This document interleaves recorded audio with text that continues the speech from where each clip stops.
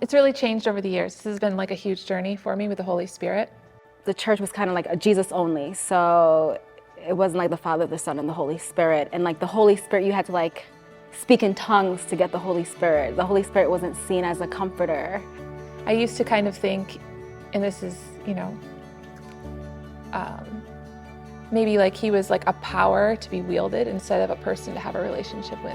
Right when I turned 30 years old, the Lord spoke to me specifically saying, it's time to mature. I felt like it was something that like I had to do, or like I had to pray a certain way, or I had to believe a certain, I. When I leaned into that, what it encompassed was me having a relationship with the Holy Spirit. As I've gotten older and spend more time in the Word, it's not just speaking in tongues, it's a personal relationship with God and having the Comforter with you. He's a comforter.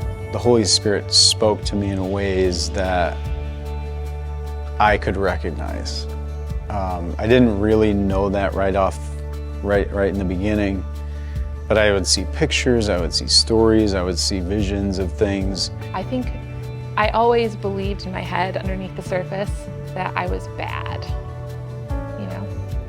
And like if I'm not a yes girl, if I don't agree, if I'm not smiling, if I'm not happy, if I disagree, I'm bad.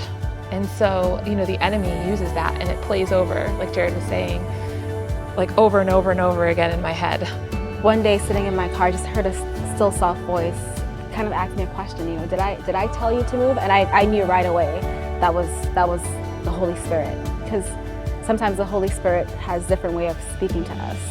We just know within our heart, sometimes it's a still small voice, it can be a whisper, but yeah, and I stayed and eventually met my husband here. The Holy Spirit is going to speak to us in a way that we understand, and it's not mystical, it's not mysterious, it's not complicated. So sometimes if I'm talking to somebody, like I'll just start using a lot of like self-deprecation without not even knowing it.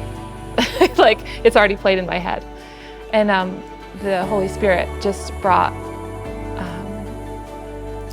this healing to me lately, telling me that like he died for me, that Jesus died for me.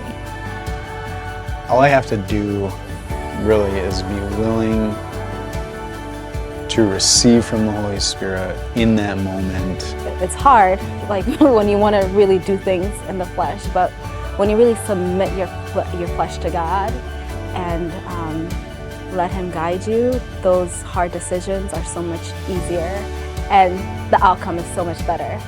There's nothing I can do to like lose His love.